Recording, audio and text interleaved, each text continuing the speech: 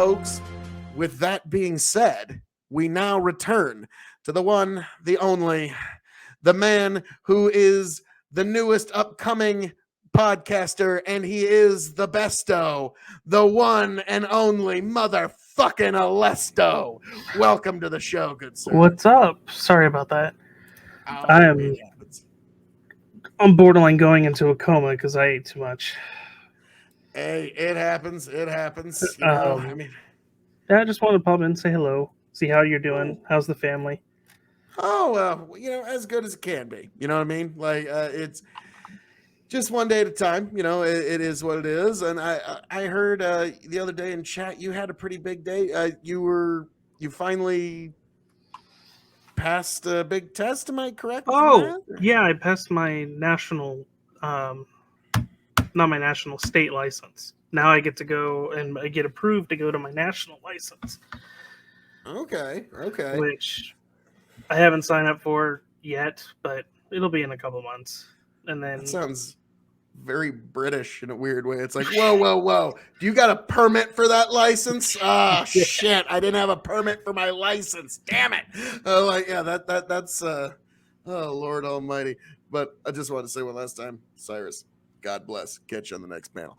And you, sir, Alesto, you've been making a couple of appearances on some panels lately. Well, because I'm tired of working so much. So I told my work that I'm going back to being full-time, and I'll work a little bit overtime, but I'm not working as much overtime as I have been, where I'm working 12 hours minimum every single day. Not doing that anymore.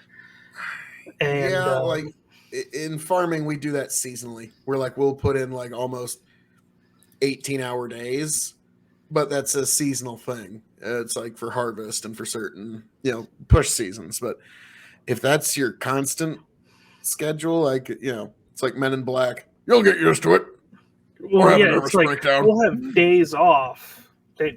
Why doesn't turn off the green screen? I don't know how to do this, but like quotations, days what a off, lovely room, days off, and then I'll get called in. Oh, well, yeah. Like I'm a farmer, so I don't ever any day I'm anticipating having off, I'm going to get called into the farm for some reason. Something went wrong. You know what I mean? Like there's just no. So I can at least empathize with that. But so you're in the healthcare field, right? Yes. Okay. Well, God bless you, man. God bless you, Jesus. Even before all this, like fuck. Voila, there we go. It's like the Patch Adams speech. Like, I have to swim daily through a sea of piss, blood, and shit. Like, it's not like, yeah. I mean, I got nothing but respect for people who do that because it's fuck. Unfortunately, because of my medical, I actually don't do patient care anymore. But that was my choice stepping away because I got really sick for like 2.5 months. I was like borderline in bedridden. Like, I was sick. Did you catch something or just the? It was the vaccine that fucked me. Allegedly, winky face. Sorry, we got to say that kind of stuff on these panels. But oh man, wow, you're good. But no, like I've honestly seen that in my life. I've seen that happen to folks. So I'm not gonna invalidate your lived experience by any means. I can empathize, which. Well, I prepped for it. I will say this: I prepped for it.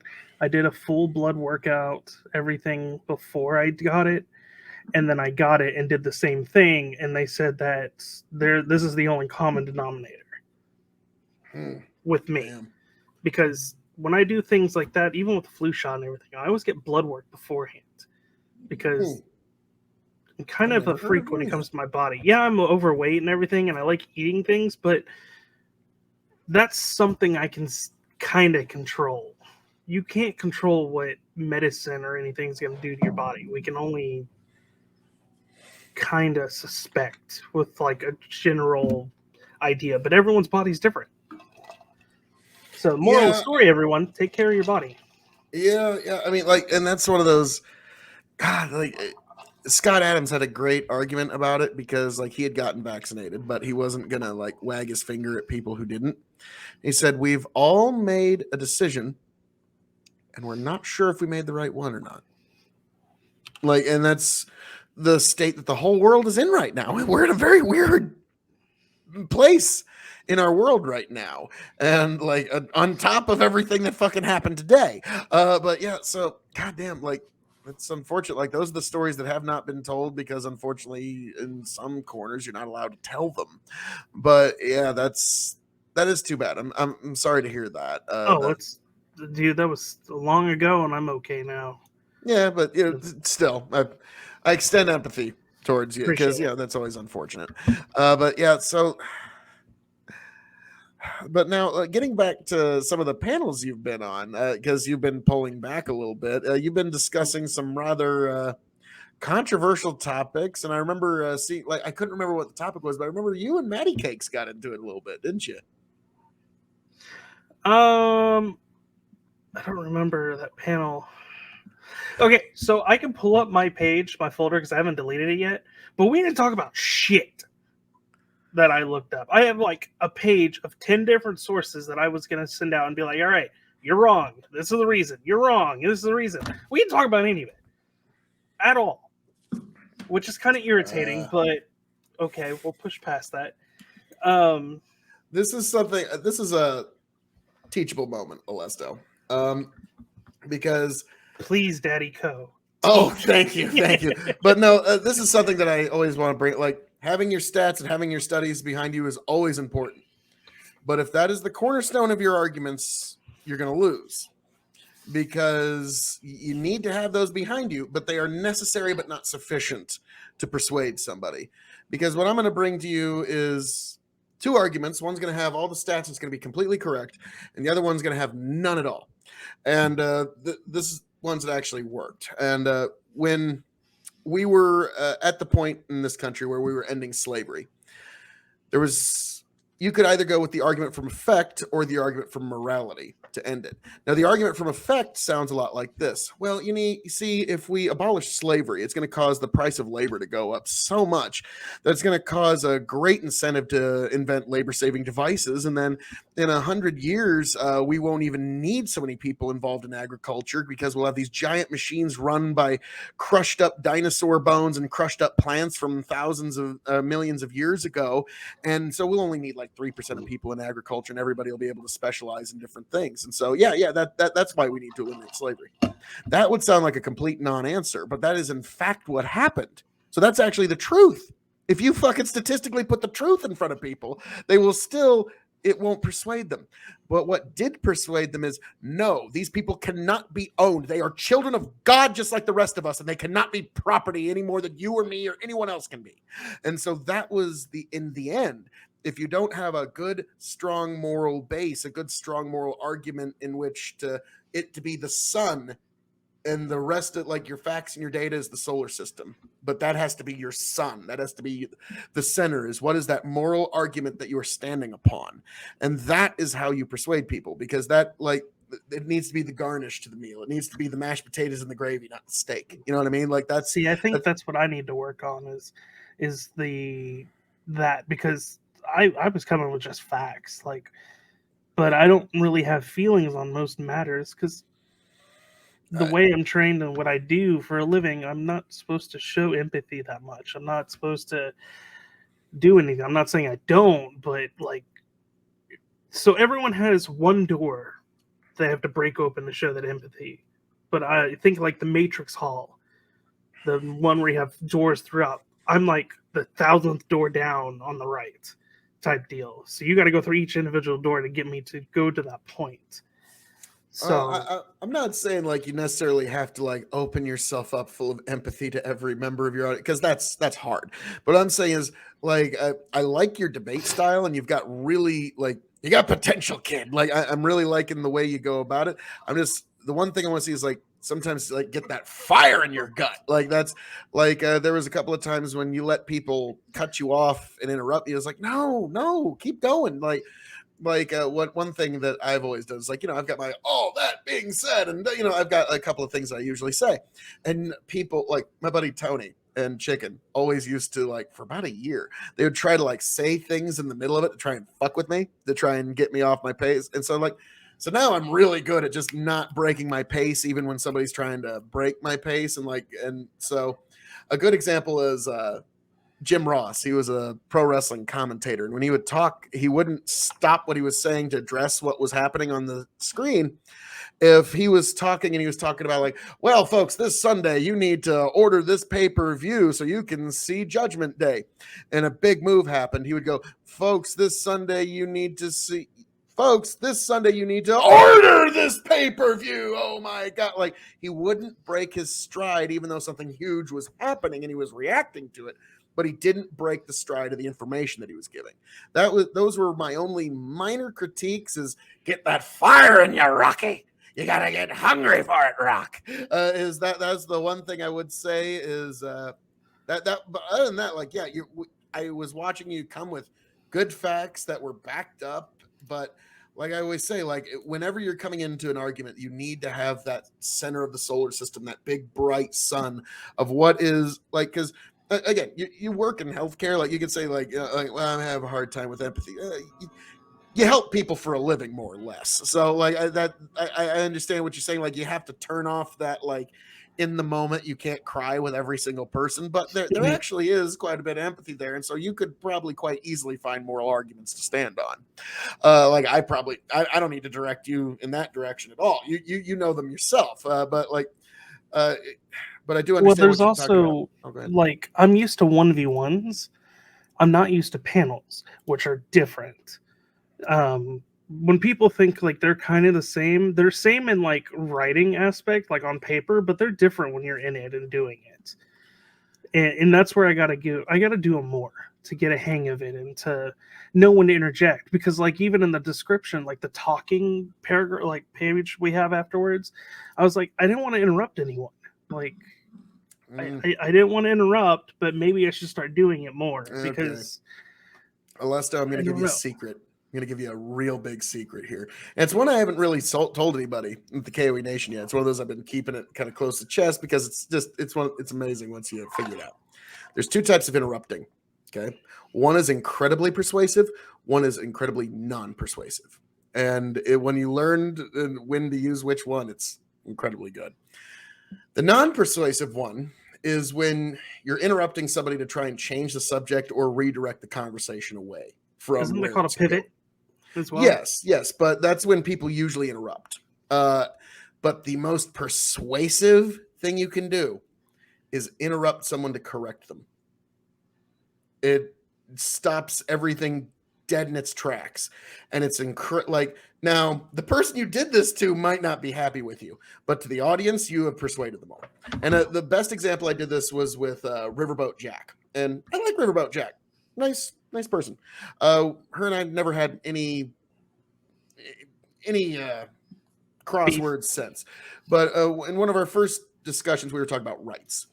And I said, rights are the necessary conditions of one's proper existence. Nothing more, nothing less. That's just what your rights are. They're not given to you by any God, government, collective, group, anything. It's something that you as an individual are imbued with because you have the necessary conditions of your proper existence. And she said, well, that's something that only exists in the mind. That's something that you like, and that doesn't actually have. And then so I just interrupted her in mid-sentence, and I said, that's true of all concepts. And just, I mean, you're not wrong. Yeah, like, and there's just that moment of silence over the whole panel. And whenever you get one of those, when you've shut 9 people up, it's always beautiful. And another one I did that for was a Kyle Rittenhouse thing.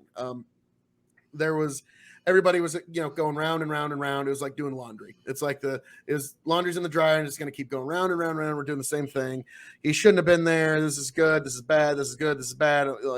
And so I eventually went, they're saying, oh, this is awful. Kyle was going there to murder. And so I said, if those people wouldn't have attacked Kyle Rittenhouse first, would he have still killed them? Long pause. Yep. Nobody says anything, and that's one of those like, oh, I shut. And so that's the thing. Interrupting, if done at the right, if you interrupt at the right moment, and like, because you've got the stats, you could really because you do your homework before, you could really be fucking devastating with that. Like, just drop like a couple, three, just like I said, like when I just said, that's true of all concepts. It doesn't have to be loud. It doesn't have to be verbose. It doesn't have, let me tell you something. Like, if it's just a quick, like, yeah, that's true of all concepts. Like, it's incredibly persuasive if you interrupt somebody, but it's to correct them. Like, that's the big one. Like, and so you can't use that weapon all the time, but it is one of the higher level persuasion weapons to just keep in mind. So when you're on these panels, you kind of have to interrupt. Like, it's unfortunate, but you have to. They're designed for people to interrupt each other. And I remember the last Dylan Burns Battle Royal or Royal Rumble or whatever it was I was on. They told me I could interrupt. You're allowed to interrupt. So I did. Repeatedly. And what I knew is those Royal Rumbles, they're basically who has the highest following wins. Whoever's got the most followers wins, because it's vote for who you want to win. Well, fuck. I'm sorry, like, smaller content creators just don't have that same pull.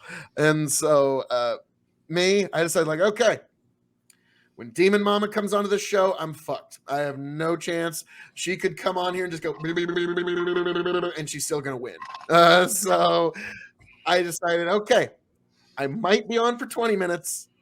At best, I'm going to be on for 30 minutes. So for those 30 minutes, I made it the Phil show.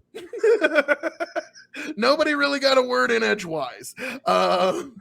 And so Dylan hasn't had me back on since.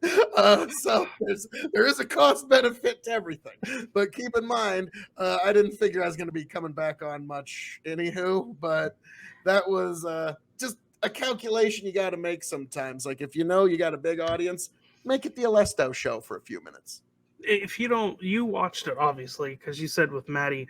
Do you mind reminding me? Because I'm still like brain fogged. I'm still recovering from overwork and everything. It was a couple of days ago I watched it. But I was thinking, shit, surely you remember something. But no, I get it. I get it. Because I'm like, I couldn't tell you what I was talking about on a panel 2 weeks ago myself. So it's just the I know we talked into like holes, and then me and her were just memeing on each other back and forth, which was entertaining because I loved that. That was good. I remember that, and like, she's like, "Excuse me, don't," like, she did the "don't interrupt me" thing a lot, and I was like, "Oh god, here we go."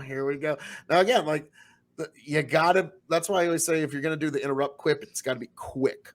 It can't be this big, long, drawn-out thing, because they, "Excuse me, do not interrupt me. Do not interrupt me. Why are you interrupting me?" That's why it's like, that's true of all concepts. Like, if you can keep it to a good correction that's like inside of 5 words, you don't really have to say anything for the next 5 minutes. Like, you've already persuaded everybody.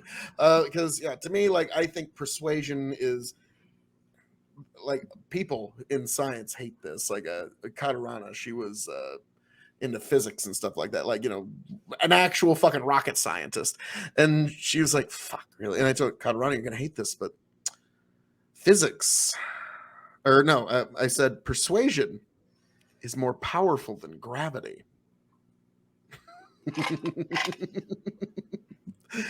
You can persuade people. I want to say you're so wrong, but you're so right. You can persuade enough people to build you a rocket to break any fucking gravity well. Yeah.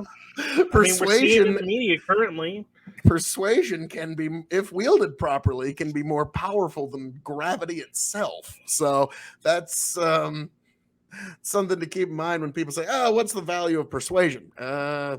Pretty heavy, actually. I mean, just ask Joseph Goebbels how powerful persuasion is. Well, just ask Putin. Yeah, that too.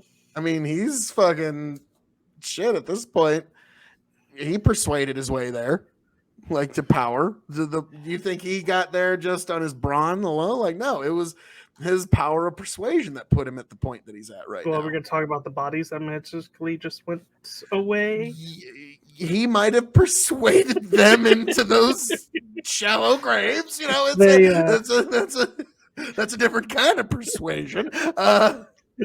I can tell you they didn't Jeffrey Epstein themselves. I will simply say that. They rarely do. Oh, God. It's like, oh no, is this guy gonna Epstein? Like, I like how that became just a meme now. Like everybody knows, like, yeah, there was something funky there. Fucking motherfucker just dies a couple days before he's supposed to testify. We all know how that goes. Well, Winky I face, have personal allegedly. doctor friends that have looked over the case, and they're like, some of this doesn't make sense. Like all of it.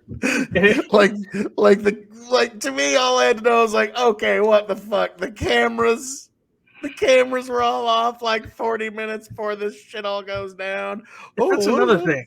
I have personal like experience in a I don't want to say federal because I've been saying federal, but I've actually been wrong when I'm saying it. It's state. It's not federal, state. So state prisons. I have experience in that because medical field, I have so many certifications, they float me anywhere and everywhere. Yeah. If a camera goes off in a state prison, it goes into lockdown until the camera gets fixed, at least where I've worked. Or they have manpower there that is sufficient enough that there's not going to be anything problems or anything. So a camera goes down and you say cell block A. Well, no one's allowed in cell block A in or out of it until it gets fixed. So it's like one of those things where it's like, that doesn't make sense. You know, there's been a lot of things that have to do with the Jeffrey Epstein thing that you say that about. Another thing that doesn't make sense, someone that's that high value of a target that has guards posted outside his room. How did it happen? Yeah. Well, yeah, unfortunately, we can't say literally. They'll probably pull us down if we do. But like just we'll be right back thing with the dog like kicking through over the fucking wire like, oh shit.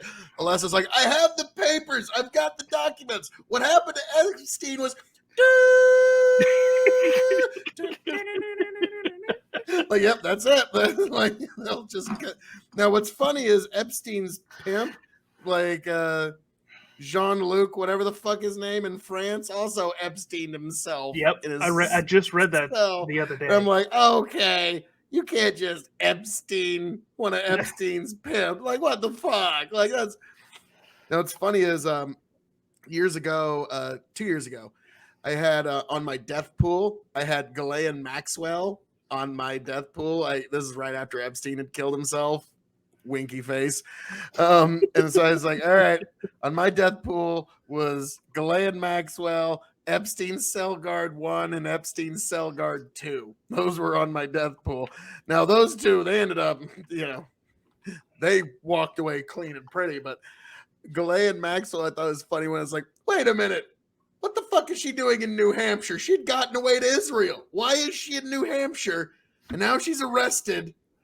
And then I read, they're taking her to the same fucking jail they had Epstein in. Oh, god damn it, girl. You ain't walking out of there. That bitch ain't fucking walking out of there at all.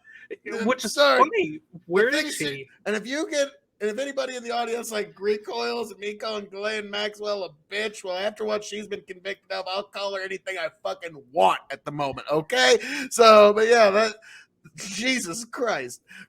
So what? It's like child endangerment, child trafficking, espionage, and like 3 other things. She had a huge list where she was getting convicted on. And what's funny is, I think she might be history's first person convicted of sex trafficking minors to no one. Yeah. I never really thought about that.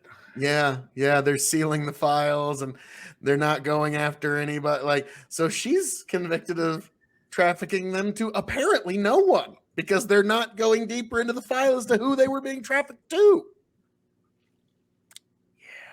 Yeah. Yeah, things that make you go, wait a minute.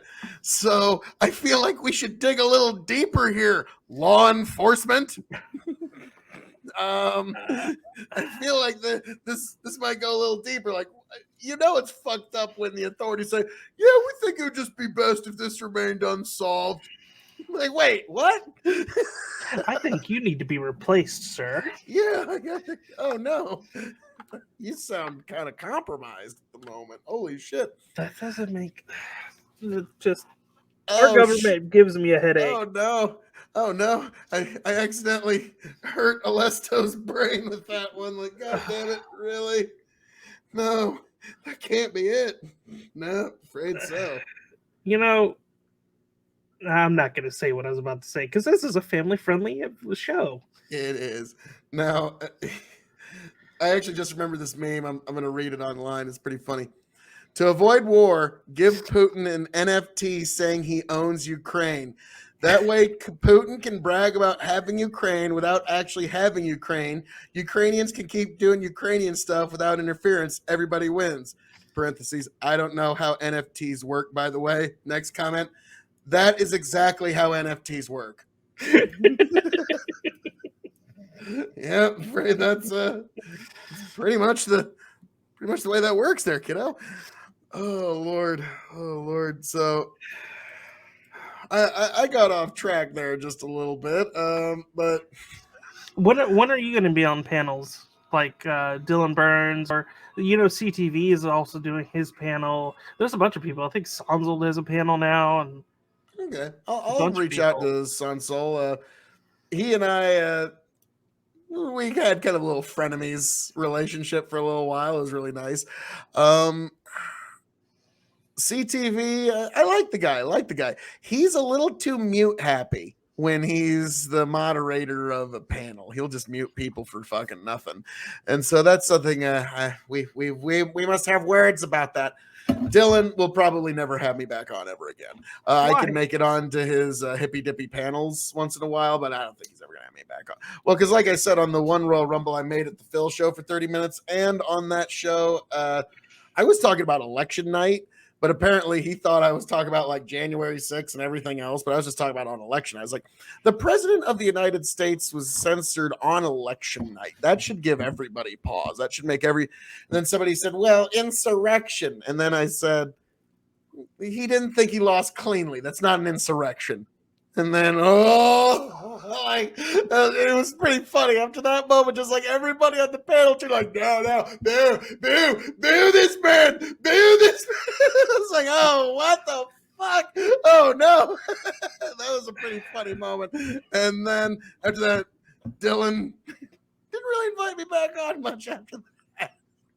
And so that was, and he said after that, like, Phil, your neck's broken. You're retired like Edge. No, he's back. So fuck off. And he main evented WrestleMania. So, hey. So yeah, he was apparently not happy with me on that one. So he hasn't had me back on. I don't think he's gonna. I don't know why people like since you mentioned it, and I'm gonna talk about it. But why? This is a thing I can't wrap my head around, and it's not because of my political leanings, which I only have some where I slightly lean right. But January 6th happened. If you think about it, even a logical person would think about it and think that it happened because of BLM, because of the rioting that BLM did. So which one was the true insurrection then? Because if you're going to call January 6th an insurrection, then you're going to call what BLM did an insurrection. Because one happened because of the other. And that's just using logic.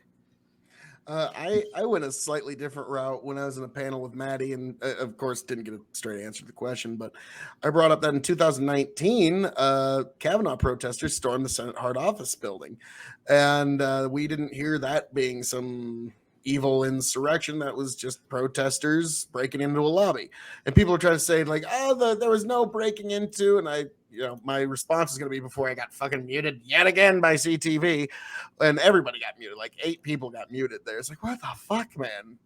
Like that was starting to piss me off a little bit. Like that was like, okay, he's getting a little too mute happy. People can't even respond to each other. But it was like, nope, you can look it up. It's on film. You can see it for yourself. They stormed the building. They broke the door. They broke it in. So and so that was my response. Like, so are we calling them insurrectionists too, or like how far are we going with this? Because I mean, we can go Black Panthers as well back in the 90s. Oh god, like I always thought they were more of a '70s thing, but Was it 70s? I could be wrong. I very well could be wrong. Yeah, let us know in the comments. But I'm pretty sure Black Panthers was like more of a 1970s thing. But Here, you know what? I got Google on the other screen.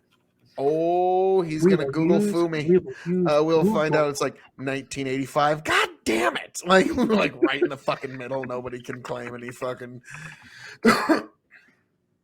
But like, and to me, it's like I always kind of use that issue and like see how people take to that rhetorically. Some folks really didn't like it, like, because I don't know, like I said months ago on the Dog and Chicken Show, which you can find Big Buckin' Empire tomorrow at 8:30. Big Buckin' Empire, YouTube and Facebook. Be there 8:30 Central, so you can be there, folks. It's going to be a hell of a fucking time. But I said on this show that like what January 6th represented more to the left than anything else is a government cannot govern unless it has legitimacy.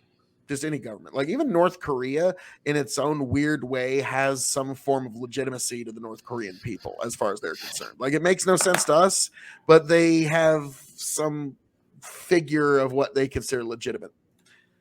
When a government has no legitimacy, 67. Oh, okay. We were okay. Damn. All right. So Black Panther's been around for a minute.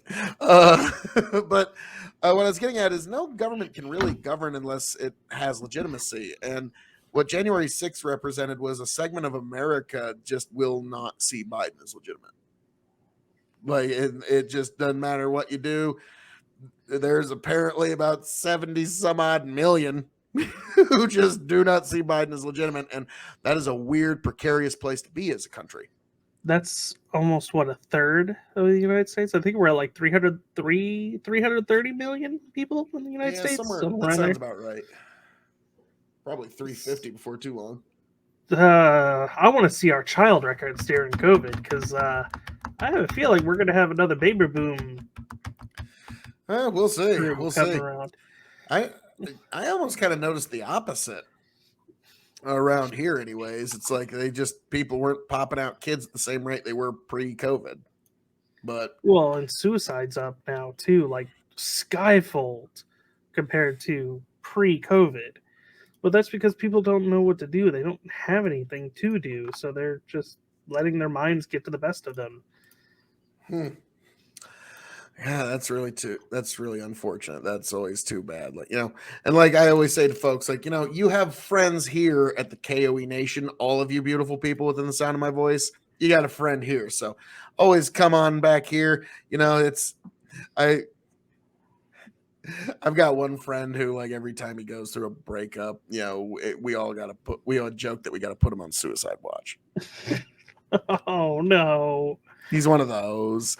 Like it's too bad. And so folks, sorry to be crass here with my language, but when you're trying to talk to your friend, you gotta speak in the language. And so what I told him is, ain't no bitch worth eating a bullet. Okay? Ain't that the truth? Don't, like, what are you talking about? No. There ain't no woman in the world worth eating a bullet for. So knock it off. And usually that actually that helps out. That works. And so that's, and you are really fuzzy now. Okay, now I got to turn the camera on. Or turn the light on. Give me a second. No problem. But yeah, so that's one thing I always implore people. There can be good days no matter how glum it looks. Like hell, everybody's got a sad story. That's the unfortunate reality. You go up to anybody in any panel, you go up to anybody you meet in your day-to-day, walking down the street, and you sit there and talk with them long enough, everybody's got a sad enough story that could fucking reduce you, me, and everybody else to fucking tears. That's just the sad tragedy of life, but you got to find a way to pick yourself up through it and find a way to put a smile on that face, folks. And so that's, when you talk about the COVID suicides and just all the general suicides, like, we all know people who have been affected by that and have done that. And so it's one of those unfortunate realities that I wish we had the perfect answer here on this podcast here, like just by the end of it, Alessa's like, you know what, Phil, you're right, you solved it, there's never going to be any ever again. But nah, unfortunately, that's an odd piece of the human condition. It is, and for everyone that's listening now and in the future, it's not worth it. It's not worth it. Go speak to someone, either be a friend, psychiatrist, psychologist, or any of the ists that will help you. It helps. I can tell you that firsthand experience because I can't remember which one doesn't do meds. Is it psychologist or psychiatrist? One of them does meds. One of them is just for talking. I can't remember. I go to just the talking one.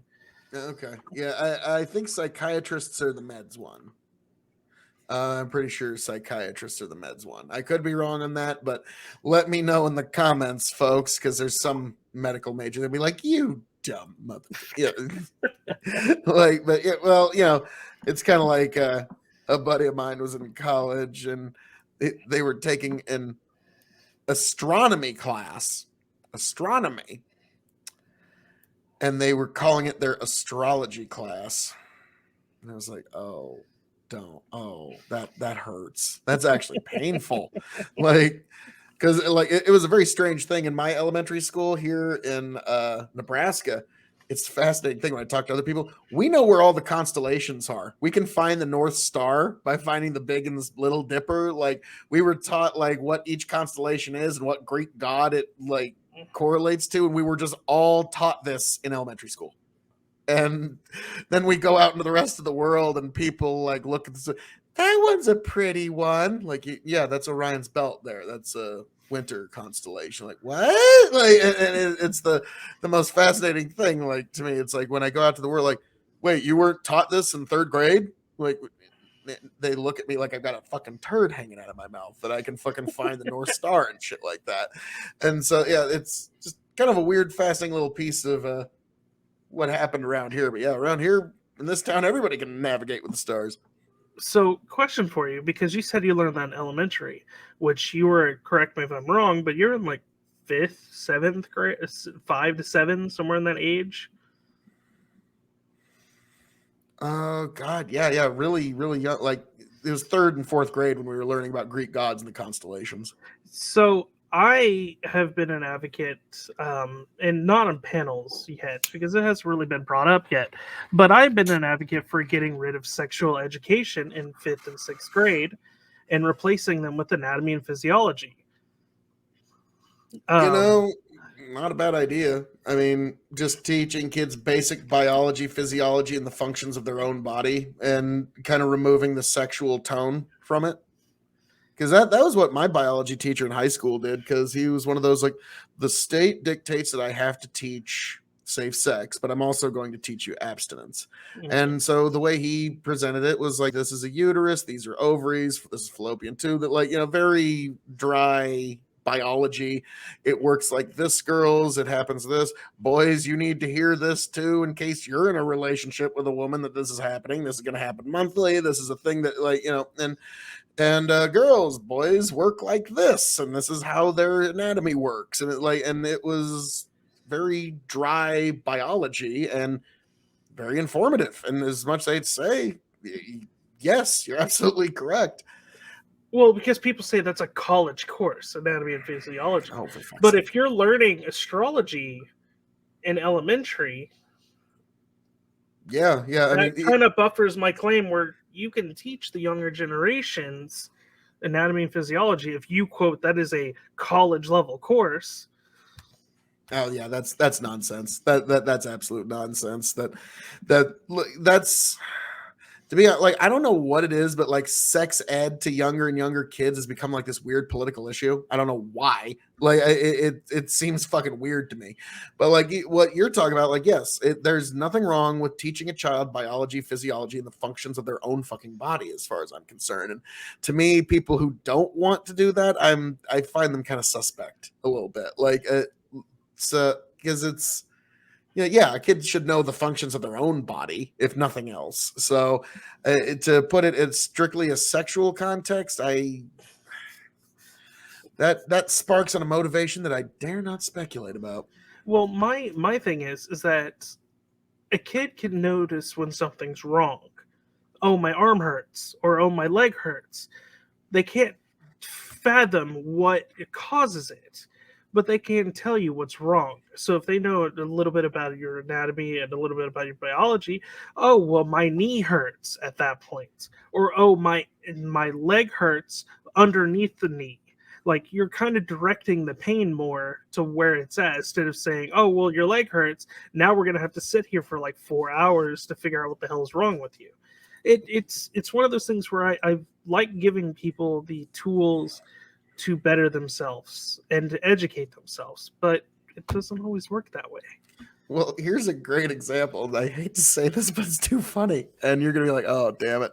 Because I'm assuming every boy thought this for at least a little while. And we all had that one friend who thought it for a little too long. We made fun of it. But like when I talk about teaching them about anatomy and physiology, like most boys used to think that pee came from the balls. Yeah. Okay, so that's one of those. Maybe we should just teach kids anatomy in that regard, so they, because I remember you do have something come from the testes, but it's not urine. you're not gonna need. Well, kid, that's something you need to concern yourself with a little later. But that's what I mean when I say like, yeah, kids are not taught proper physiology and basic biology because, like, yeah, on the playground, like I remember.